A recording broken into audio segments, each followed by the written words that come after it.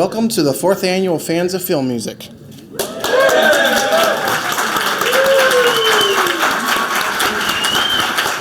My name is Peter Hackman, and I'd like to say a thank you to everyone in this room and to so many others who have been helping behind the scenes to get us all to number 4, like Varèse Sarabande, Brian Davis, Robert Townsend, Dark Delicacies, Richard Kraft, Daniel Schweiger, Matthew Price, Edwin Windler, Nancy Hoven, Henry Stanley, Brian Clevenger, Lucas Kendall, La La Land Records, Entrada Records, Howlin' Wolf Records, Kaya Savaz, and all of the wonderful assistants I've had the pleasure of going back and forth with to get all of you and everyone else on this panel over the years.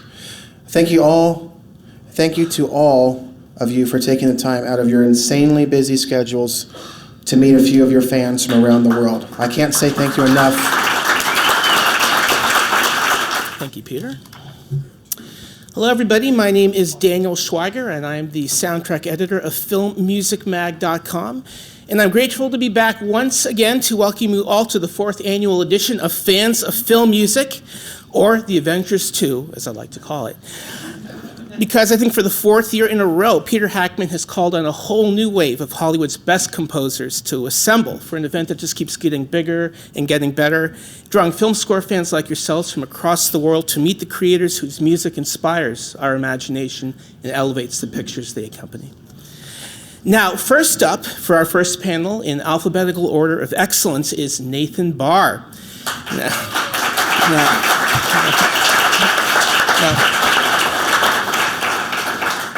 Now, Nathan's unmistakable virtuosity with the cello and the talent for twisting rustic instruments has made him just about the last composer you want to walk into the backwoods or the bayou with his work on Cabin Fever, Hemlock Grove, and the cult vampire series True Blood. Again, welcome Nathan Barr.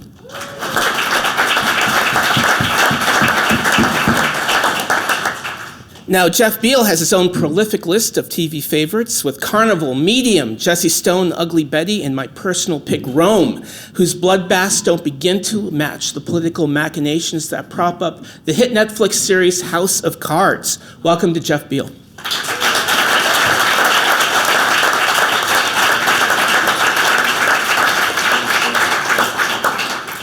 Now, Cliff Idleman is a composer who beautifully wears his heart on his sleeve while causing us to reach for our handkerchiefs with scores like One True Thing, Now and Then, and The Sisterhood of the Traveling Pants.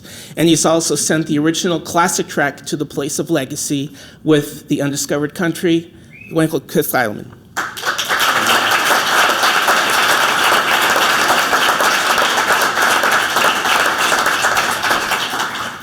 Now, some music makes you want to run, and there are a few composers who put the groove into rhythm like Reinhold Heil, who along with Johnny Klimek and director Tom Tykwer are the Pale 3 combo behind Run Lola Run, The International, and the Cloud Atlas Quartet, memorable enough to be remembered through centuries. Welcome to Reinhold Heil.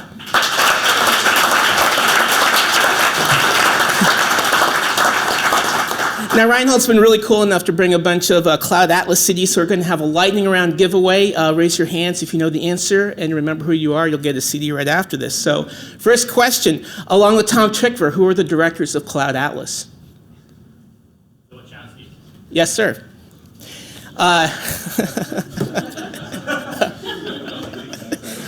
Now, which very famous zombie franchise did Reinhold contribute to?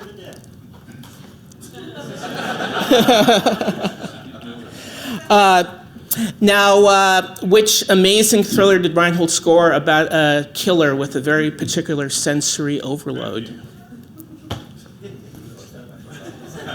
And one more. And who is the lead actor who fought the International? There you go. Okay.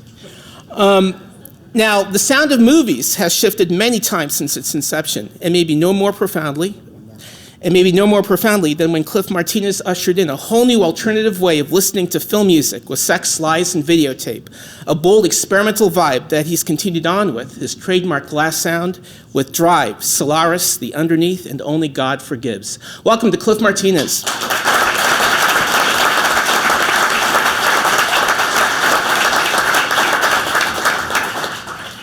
And when it comes to scoring psychopathic mama's boys, Harry Manfredini must hold some kind of killer record in the body count for Friday the 13th, as well as likely one of the records for the most valuable out-of-print Varèse Sarabande CDs with House 1 and 2. Welcome to Harry Manfredini.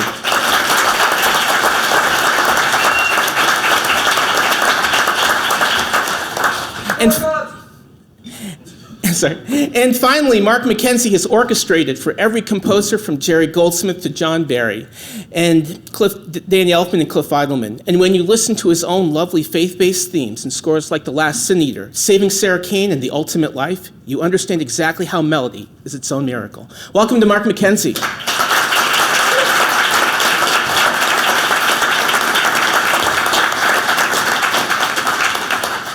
Now, I'm going to hit each of you gentlemen up with a particular question tailored to you, but we're here to actually celebrate the 35th anniversary of Varèse Sarabande Records. Bob Townsend's in the house. So,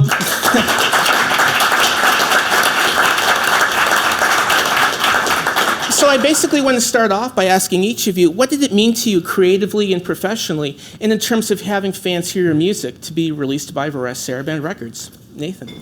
Well, Bob released one of my very first scores to Hostel, and it was just such an honor to receive the recognition from Bob with a label like Varèse, and that's probably the music that has been out there the most for me. So it's a huge honor, and Bob, as everyone knows, is also doing a major push with performing film music in concert and bringing that back, and that's been a huge thing to be a part of too for I think all of us up here. So.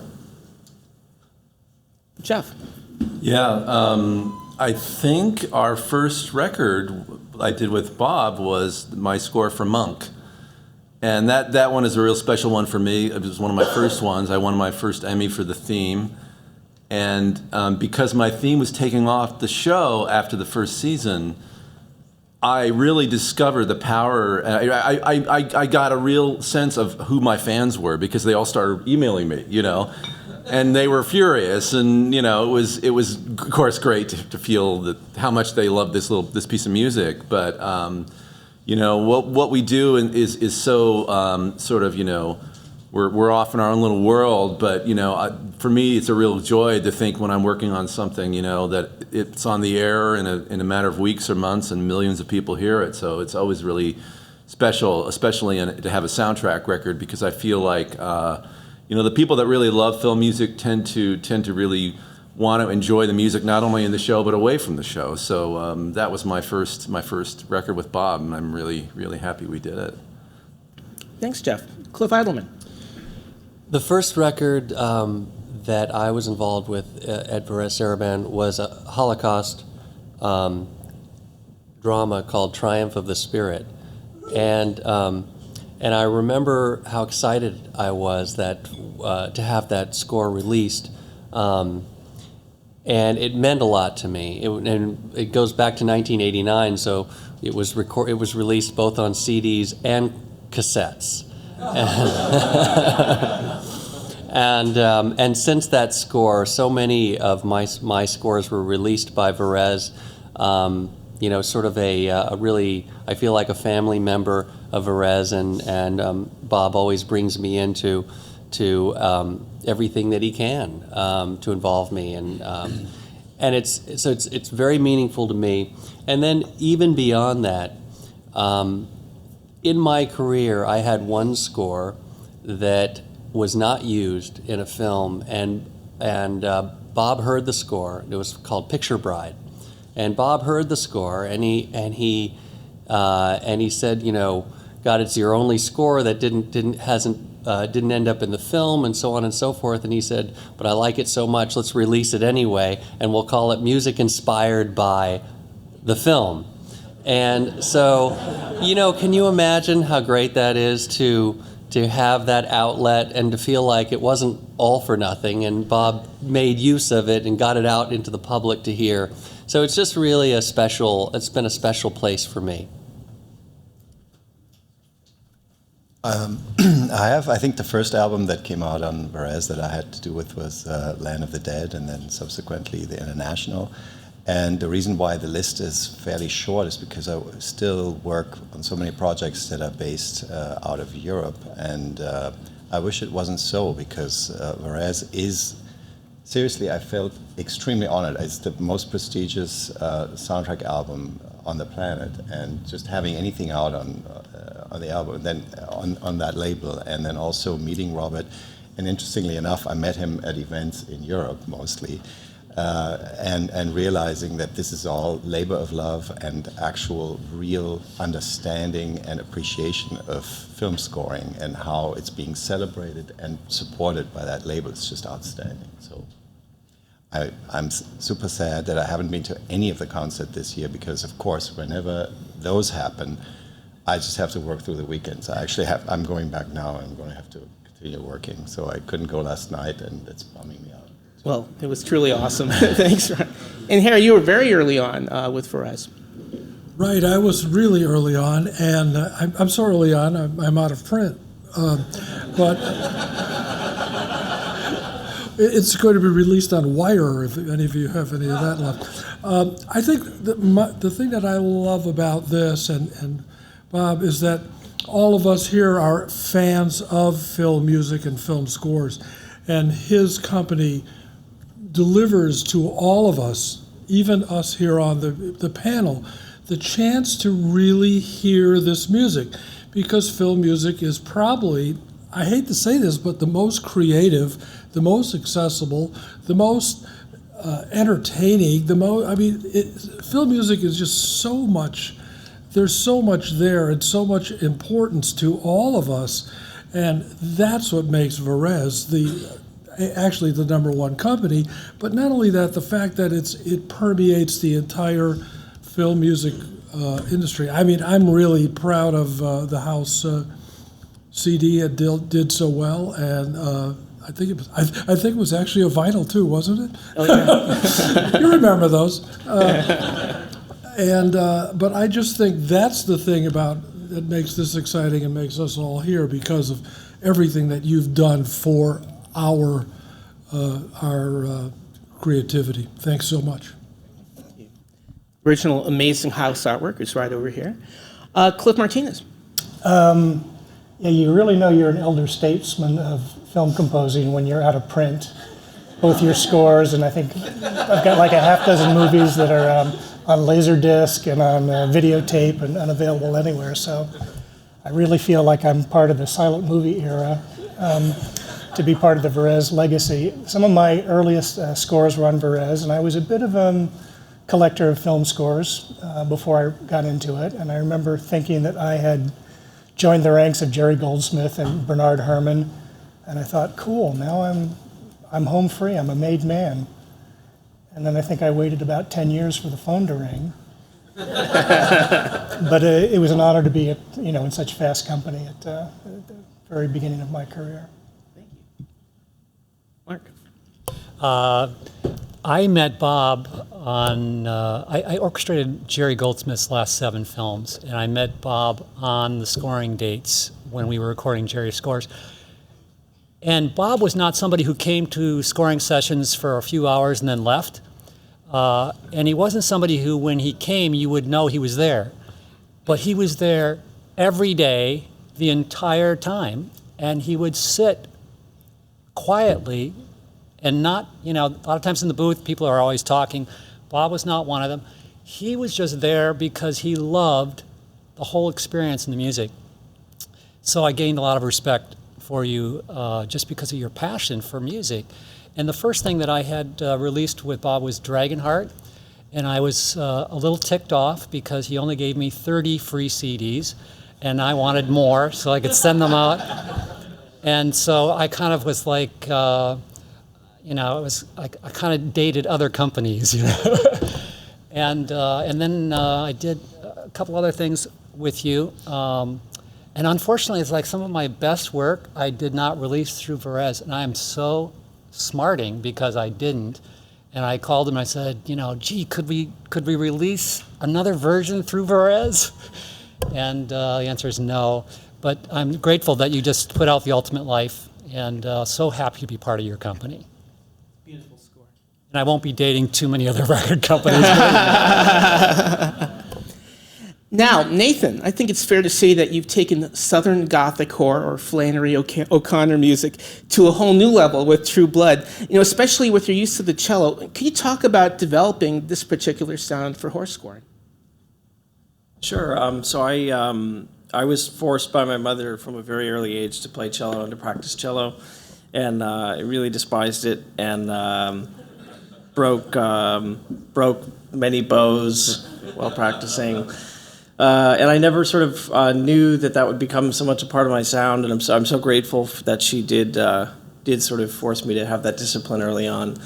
And when Alan Ball came to me to score True Blood, he just sort of said, "Do whatever you want. Literally, just give me, just go on some sort of complete creative brainstorming session, and we'll just listen to it and see where it goes." And so I wrote Bill and Sookie's theme and Bill's theme, which is solo cello, and he just loved it. So it was just really this amazing, liberating experience to have something that I think sounded pretty different from a lot of stuff that was going on in that genre at the time.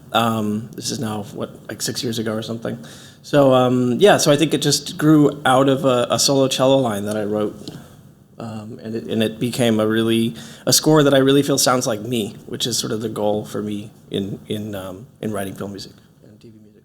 Very cool, thank you. Now, Jeff, you scored a lot of television, but I think it's fairly safe to say that House of Cards is probably the most dialogue that you've ever scored. And what makes the show particularly cool is that Kevin Spacey's character talks directly to the camera. Now, what kind of inspiration does that give your music to have a character who's breaking the fourth wall like that? Did you say diabolic? No, I'm sorry, House of Cards. I know you said it's the most.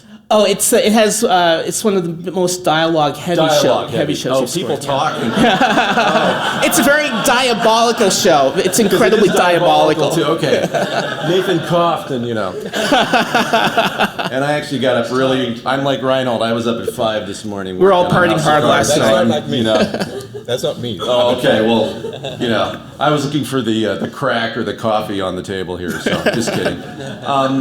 Well, dialogue. I think we all have our own stories and lessons we've learned about actors talking, and you learn along the way that if you want your music to be heard, that you have to really accept and embrace that dialogue as part of the sonic landscape of what you're doing. I mean, a lot of times I think I always write to picture. I've done a lot of comedy, and when I was doing Monk, for example, I think I learned a lot about how to work around dialogue doing comedies, because it's all about timing and giving the actors space and knowing what to hit and what not to hit.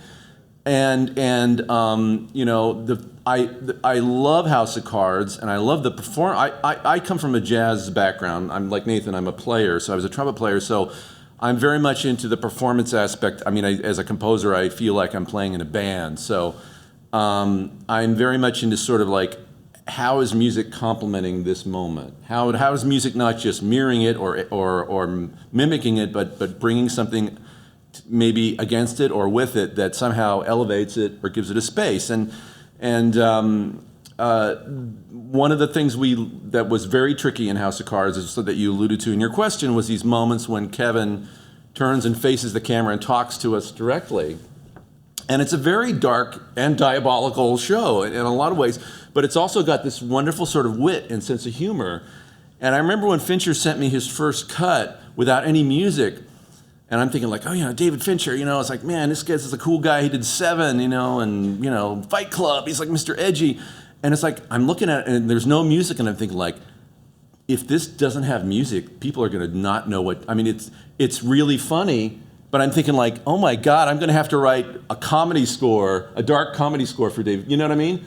So one of the first things we learned as we were working on the pilot is that the tonality of Kevin's character needed to embrace not only the darkness and the sort of brooding anti-hero qualities, but also this wonderful sense of wit and smartness about him. He's like the smartest guy in the room. So like most things in film music, the best things are the accidents. And I remember there was one scene in the pilot where there's the inauguration of the president, and the camera moves over, and Kevin turns and looks at us, and I was just trying some things out, and I did this sort of like bouncy little string thing, almost like a little march thing, and Fincher said, "Yeah, that's great. Do more of that." So that became our little go-to, leitmotif in terms of giving that space. So that's sort of a long-winded answer, but I think there's some composers that like to write just in a vacuum,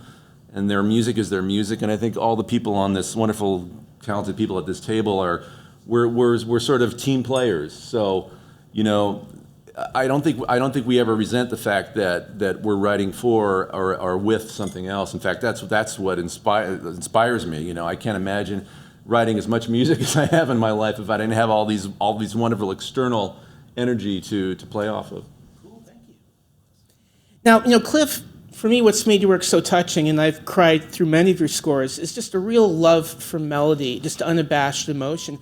Do you think that's something that we need more of? That film scoring just needs more melody going on. Well,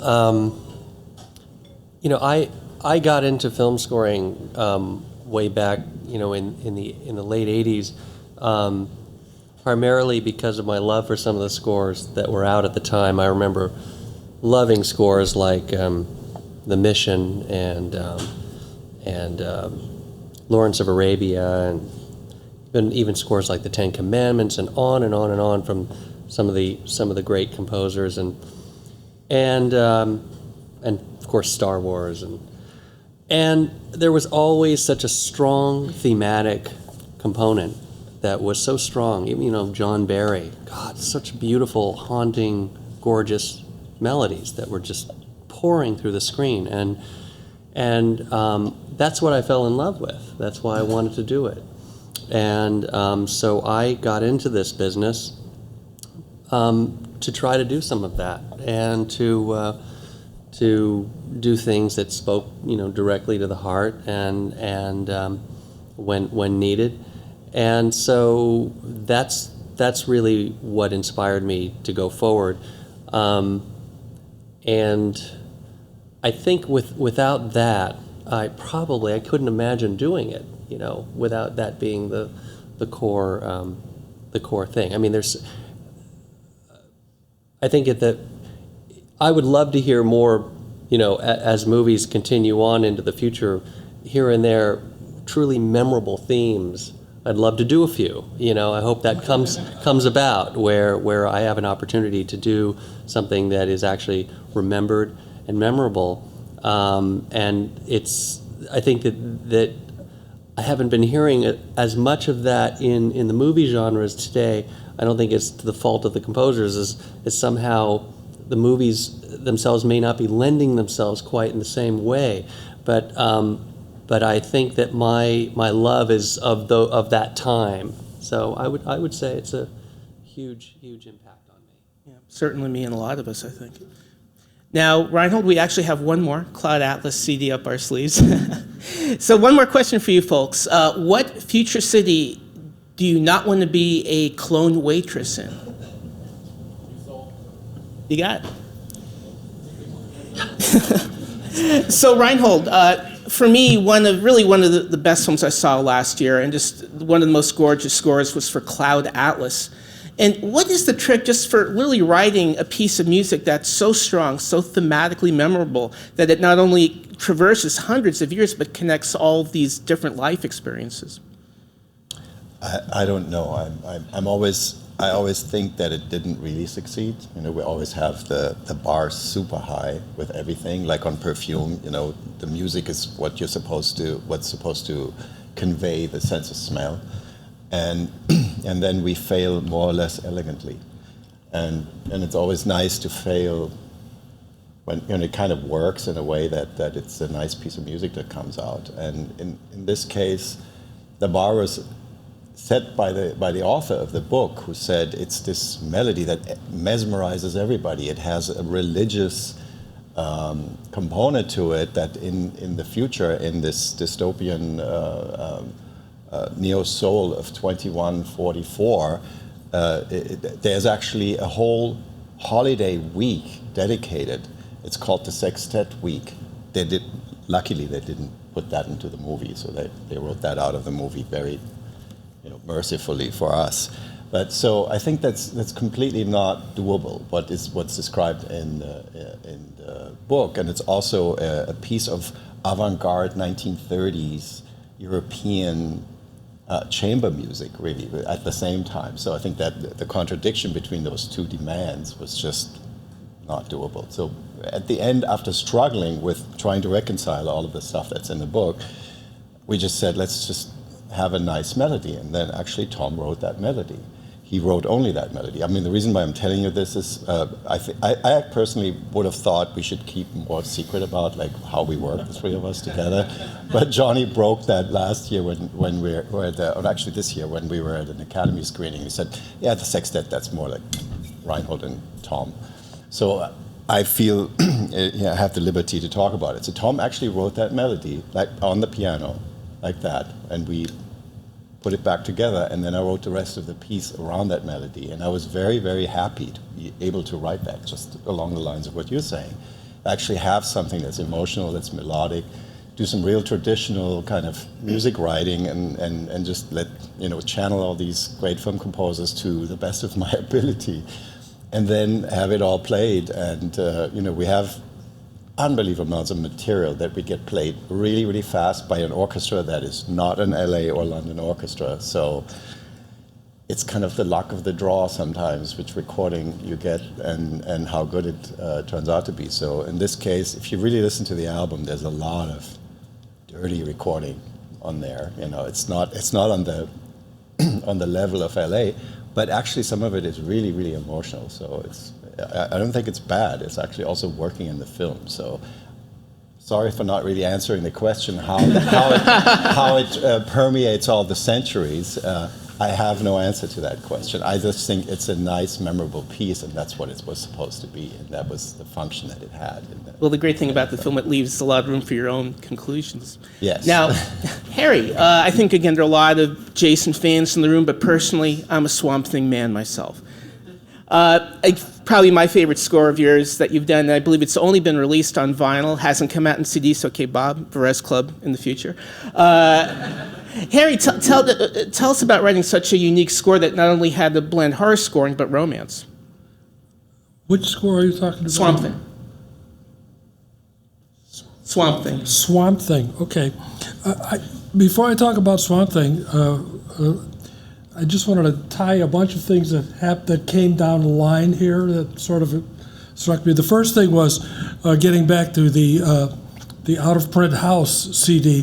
One of my first experiences was with Steve Miner, who was the director, and he said to me, "I think we should have a cello." And I said to him, "I think that's a really good idea. Tell me what a cello is, and then I will give you, I think it's a good idea, but I want to make sure you know when you say cello what that is." So he said, "It's the thing the girl holds between her legs and rubs with this thing." I said, "That's good enough for me, you got a cello." So that's where that actual opening of House, the solo cello, came from, and it was a great idea. The second thing was going to Jeff's comment, was talking about writing, the diabolical writing under dialogue. And I always sort of took the attitude that dialogue was the melody. I let the dialogue be the melody and then determine what I was going to do around that. The third thing was, and that was, I think, I'm not sure who said it, but it was another thing, was that our job as film composers, and I see there's film composers out there as well, is your job is dramatic. Your job is to do what the script is giving you, what the director's idea is. What is this thing trying to do? Your job is not to show how great a composer, musician you are. I mean, I'm sure every one of us here could dazzle you with chord progressions that would make your head spin, but they have nothing to do with actually doing something dramatically. Sometimes one chord says everything that needs to be said. Sometimes it's just one sound that says everything that needs to be said. And then also another thing that came down the line was how film music has changed. One of my theories is the rise of sound effects. The rise of sound effects changes the way a lot of young people hear the score. You hear scores now that actually sound like sound effects. Their approach is sound effects. The idea of putting a melody is sometimes anathema. I literally had this said to me in my room by a director who said, "Get that melody out of my film. What are you trying to do?" And I turned around and I said, "I was trying to sort of give it a feeling." No. And eventually we ended up with, which I said, I could have been done last week if that's all you wanted. Anyway, now on to Swamp Thing. Swamp Thing was a lot of fun. It was a real short turnaround. Wes Craven called me in panic, as usual, and had no money and no time, and as usual, and it was because of the comic book theme. I mean, I'm a writer, I'm a player, and I play tunes, and I tend to hear tunes myself. And the orchestra ended up calling it Ein Swampenleben, which it had a lot of rip-offs of some Strauss in there, and there was the whole opening is the Rite of Spring, written on the cheap. But anyway, no, there's nothing nicer than having a chance to write a melody, especially when you're scoring, because the cool thing is that you've got a tune, and you go like, oh, I could play my tune here, as opposed to what the hell am I going to do for the next 16 bars? The tune says a whole lot more. It says something about the character. It says something about the drama. That's what's important about having these kinds of things in a film. I'm not even sure what the question was anymore, but these cookies are delicious, by the way. I want that CD now. So that was your focus. They're great, aren't they? Yeah. No, I said I want that CD. Which one is that? Now, Cliff Martinez. I'd have to say probably one of the most controversial and literally in-your-face movies you've ever scored is Only God Forgives. And what's so remarkable about the score is that it's a film that's almost wiped of emotion on screen, where the characters literally would rather punch you or kill you than say anything that's on your mind. What's the challenge of scoring a film like that, where the music literally has to play the emotion that the actors are purposefully been told not to give? How many people here have actually seen Only God? Oh, okay. All right.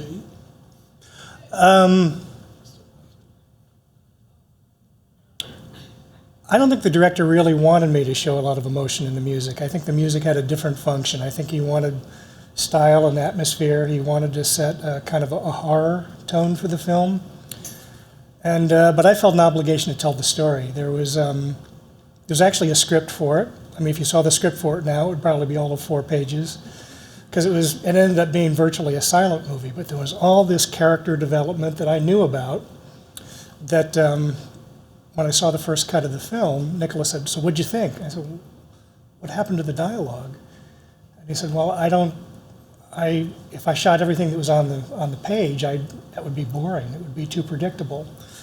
So it was kind of a near silent movie. So for me, the challenge was to, the music had a much larger than average role. I think that happened like in Spring Breakers and to an extent in Drive. When the music is when the film is very free of diabolic dialogue, then the word for today is diabolic. Then people really focus in on the music to kind of to guide them. And so I think that was the challenge, was to kind of in effect tell a bit of the story as well. But I think like Soderbergh, Nicholas wants you to go very, very easy. Don't put your foot on the gas too hard in trying to be emotional. So we had a couple of kind of grandiose, over-the-top themes, but a lot of stuff that was very atmospheric and very ambiguous. And I think he wanted it to be a bit like an art installation that you could look at from different ways and interpret for yourself. So he didn't want it to be that emotionally demonstrative, but it's, again, it's hard to put one note in front of another without saying something in the music. Although nobody's tried harder than me to say nothing in music at times. Now, Mark, you started out doing some really impressive genre scores like Warlock 2 and Children of the Night, but then you made a decision to concentrate on faith-based movies, and you've done a beautiful job with it. What's it kind of like to walk a spiritual musical path that touches people of any faith? Well, I don't know if I do that. I can just tell you that for me personally, I started out with a couple of horror films, and Warlock, I remember an agent called me and said they had this film, and it's like, well, yeah, I'm happy to do that. And then when I actually started writing music, it was 2M1. It was called The Birth of the Warlock, and there's this beautiful woman, and suddenly she goes into contortions, and out comes, like suddenly her clothes are falling off, and out comes this thing that just is like filled with blood and muck and turns into a whole, and I remember just looking at that and just going, dang, what did I get myself into? And so I called the agent and I said, you know what? This is so not me. I really don't want to finish this score. I really, can we get somebody else? And she replied, if you ever want to work in this town again, you will finish the score. And so I did. I finished it. And I, at that point, just said, I've learned something about myself. This is so not me. And I kind of made my mind up. I wanted to work on films that were substantive and meaningful. And, I think all of us want that. And sometimes we do films that aren't not because, we're all making a living. And then sometimes we're lucky enough to do ones that are. And so I've gotten some opportunities to do faith films.